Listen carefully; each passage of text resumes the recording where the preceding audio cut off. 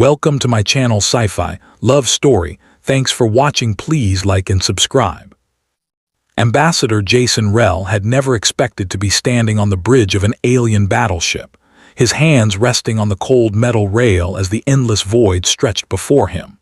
Stars winked like distant candles, but they seemed small and meaningless compared to the massive form of the ship itself, a vessel older than Earth's first colonies, built by a species whose technology made human science look primitive. He wasn't supposed to be here. Logistics officers like him rarely received invitations onto command bridges. He arranged schedules, supplies, transportation. He didn't stand shoulder to shoulder with alien admirals as they prepared for war. Yet here he was, pressed into service by events he could hardly comprehend, and every instinct screamed danger. The alarm blared suddenly, cutting through the low hum of engines.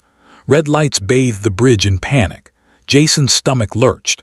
"Status report," demanded a tall figure in crystalline armor, her voice sharp but controlled. Commander Tyra of the Ilari fleet, a being whose reputation alone could terrify entire systems, stared at the blinking consoles. Her violet eyes, like storm clouds caught in ice, flicked toward him. "We've detected an unknown vessel approaching at high velocity," a young officer called out. "Its energy signature, it doesn't match any known species." Jason swallowed hard. Unknown ships were never a good sign. He had spent years coordinating supplies, not monitoring war zones. But he had learned one thing in his career. When things broke the expected pattern, he acted. "How fast?" Commander Tyra asked, stepping closer, her presence commanding everyone into silence. "Approaching at 0.8 lightspeed. They're closing in fast," the officer replied.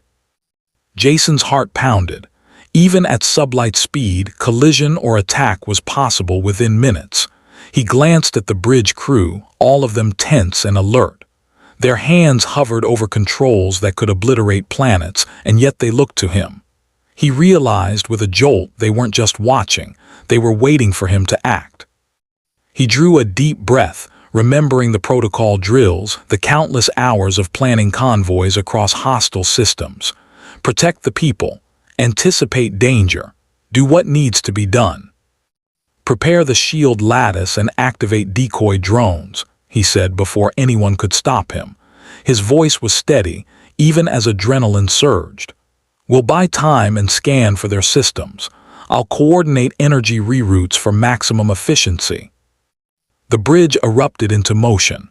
Officers repeated his instructions, working like extensions of his mind. Jason didn't think, he executed.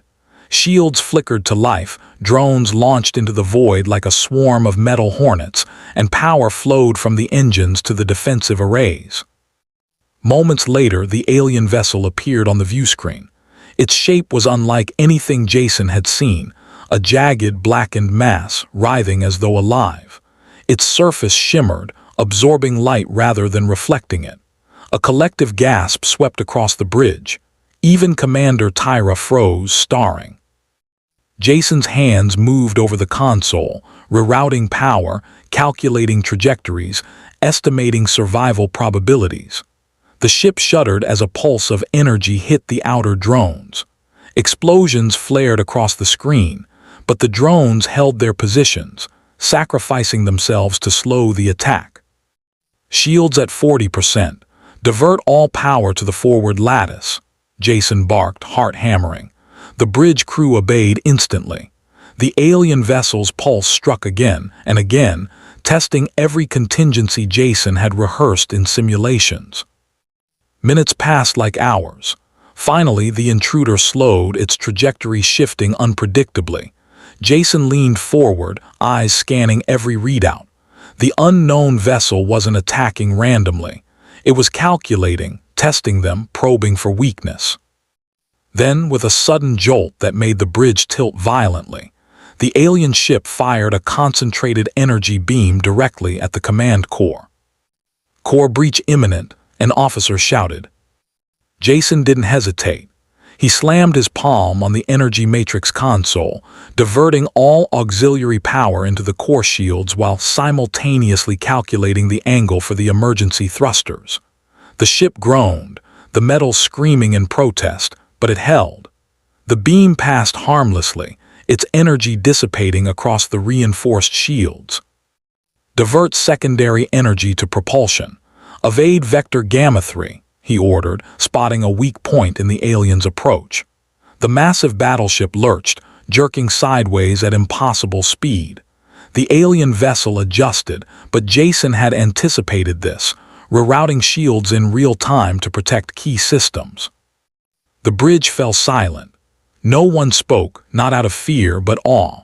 The logistics officer, the one who had never commanded a battle before, had just prevented disaster through nothing but quick thinking and instinct. Tyra's eyes met his. "You saved us." Jason shook his head, trying to breathe. "We saved each other. That's what command does." Even as the threat retreated into the void, Jason couldn't relax. He knew this encounter was just the beginning. Whoever, or whatever, that vessel represented would not stop. And now, the Elari fleet had seen what a human could do. The aftermath was chaotic.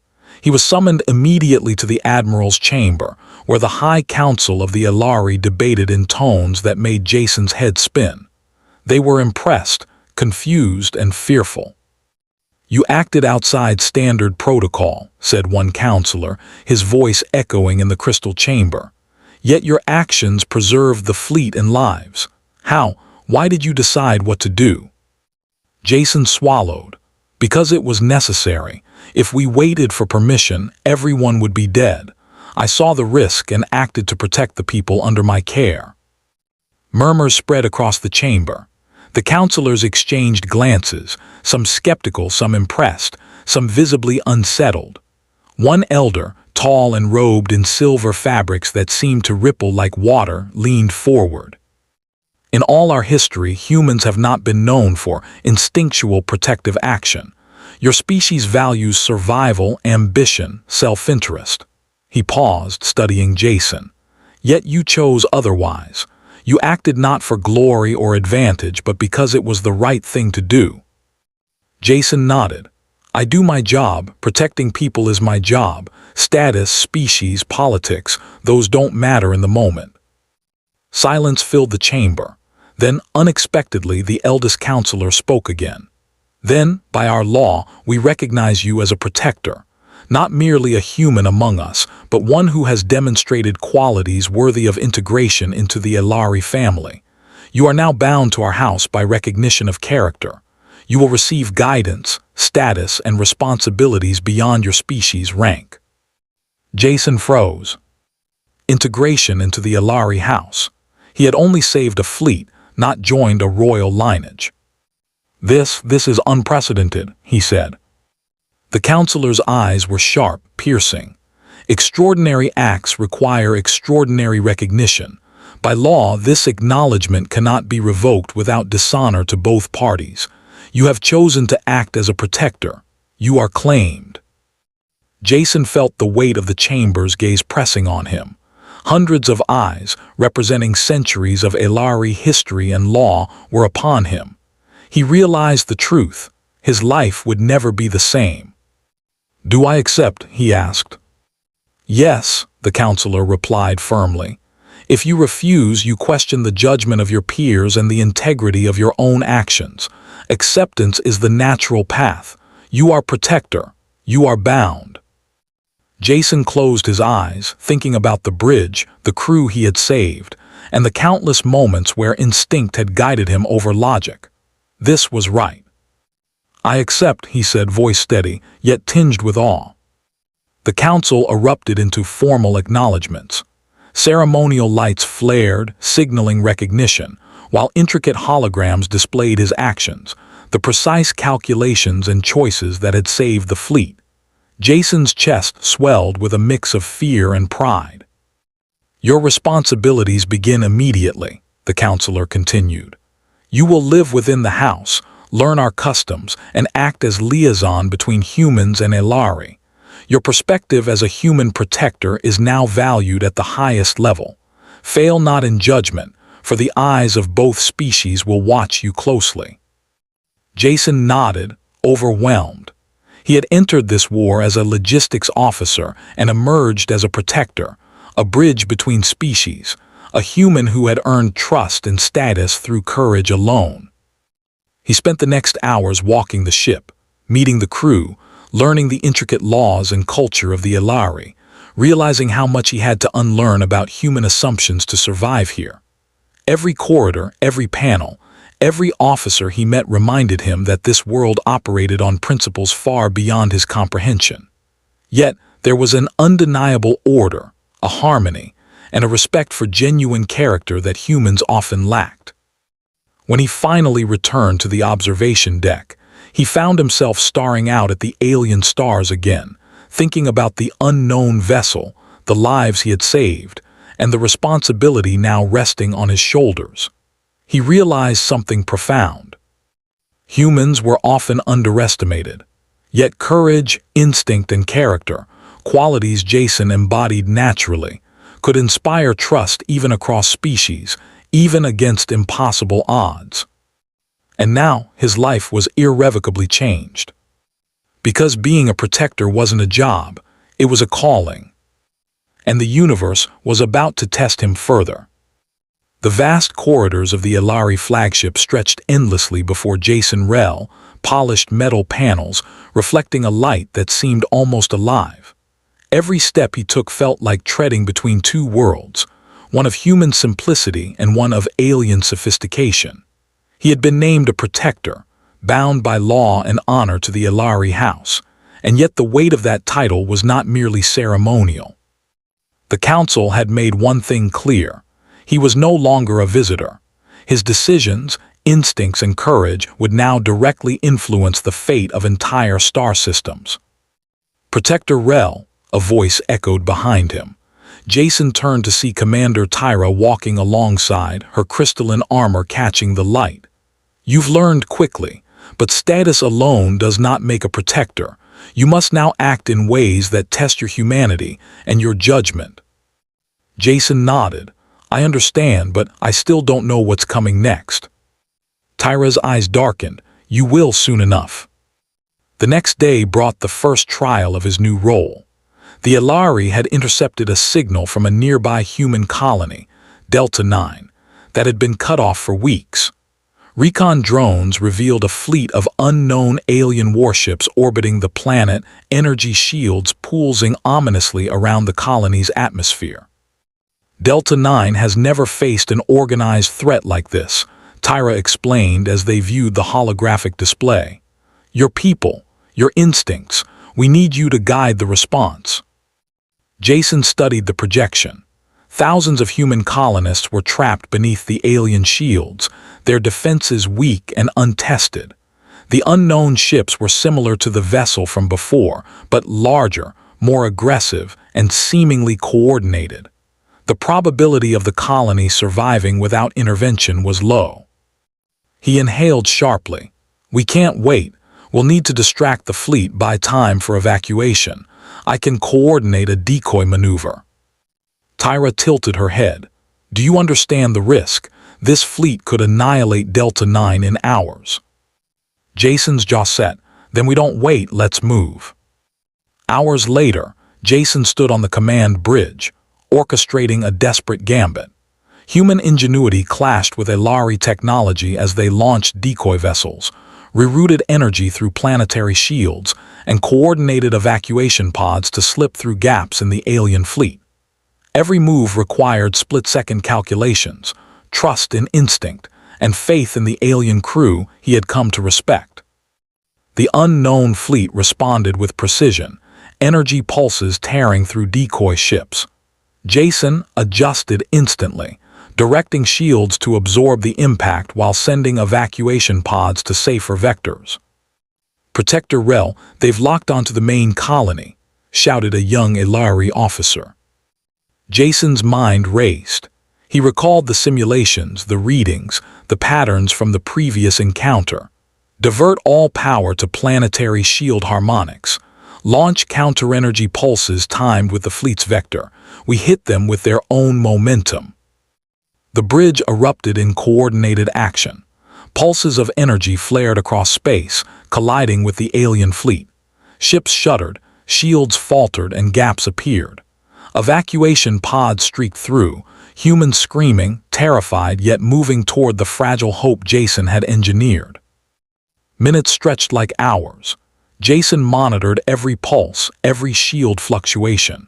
Then, in the silence between waves of chaos, the unknown fleet hesitated. Their formation faltered as if assessing a new variable. Jason realized the aliens were calculating him, evaluating humans as they had the first time. "Protector Rel, it's working," Tyra whispered. Jason didn't relax. "Not yet, keep the harmonics stable. Evacuation pods continue alignment." One by one, the pods reached safety. The colony's remaining shields held, absorbing the brunt of the fleet's attacks. And then, just as suddenly as they had arrived, the alien ships withdrew, retreating into the void, leaving Delta 9 scarred but alive. The bridge erupted into relief and cheer. Jason leaned back, heart pounding, sweat streaming down his face. He had not just coordinated a defense, he had saved thousands of human lives. Tyra approached, placing a hand on his shoulder. "You have exceeded expectation. The humans have instinct, yes, but courage, strategy, it is remarkable. You are the embodiment of the protector role." Jason allowed himself a small smile. "I just did what anyone would do for their people." Tyra's eyes softened. "Perhaps, but few could do it against an enemy like this with no prior experience." The days that followed brought political challenges. The Ilari High Council called him to another chamber, where tensions simmered between factions who distrusted humans. Some argued that humans were impulsive, reckless, and dangerous.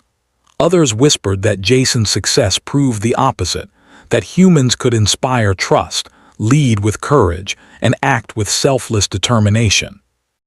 Jason listened, learning the intricacies of alien diplomacy, and realized that being a protector was more than courage in battle. It was the ability to navigate alliances, cultural misunderstandings, and interstellar politics. "You are now both a shield and a voice," one counselor told him. "The humans and Ilari must learn to trust one another. You are the bridge. Fail, and the galaxy will pay the cost." Jason's mind flashed back to the first battle. He could survive danger, yes, but diplomacy, negotiations, politics, it was a different battlefield entirely. Yet he understood instinctively that integrity, courage, and honesty were universal languages. He addressed the council plainly. "I will act for what is right. I will protect the people. I cannot promise perfection, but I can promise that every decision will be guided by the principle of survival and justice." Silence followed. Then nods spread across the council. His words, simple yet sincere, carried weight beyond species. Weeks later, the next crisis arrived. A massive rift in space, appearing near a cluster of neutral systems, threatened to destabilize nearby planets. Rumors spread of an ancient force awakening, an intelligence older than even the Ilari themselves. Jason was called to the observation deck. Stars twisted unnaturally as the rift shimmered with energy that seemed alive. Ships monitoring the anomaly reported erratic gravitational waves and energy surges powerful enough to destroy colonies in minutes. Tyra's voice was low. "This is beyond any human or Ilari technology, but we face it together. We need a strategy." Jason stepped forward, eyes scanning data streams. "We analyze the anomaly first. We understand its patterns. Humans have survived against impossible odds by observing, adapting, and acting decisively. Let's do the same here."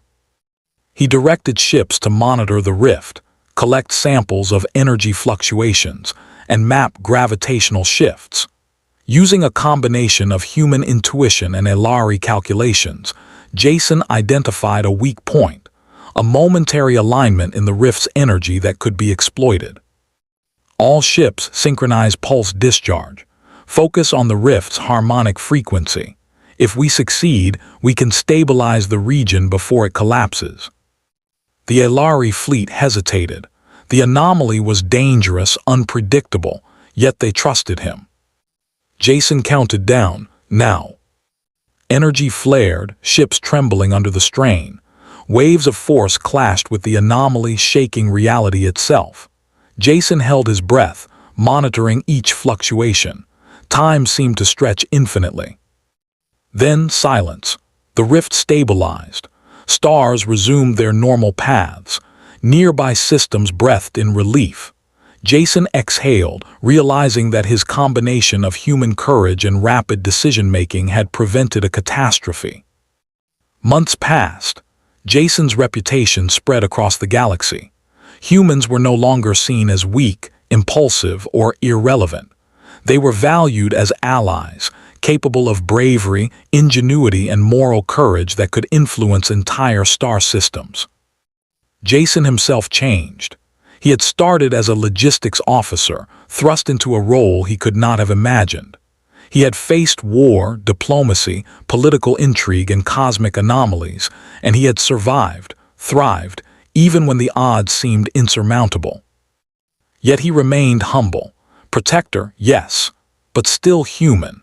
And humanity, he realized, was not measured by the weapons they wielded or the planets they controlled, but by the courage, compassion, and determination they displayed when faced with the unknown. One evening, as he stood on the observation deck of the Elari flagship, looking at a galaxy alive with stars, he felt a hand on his shoulder. Tyra joined him silently, looking out at the same view.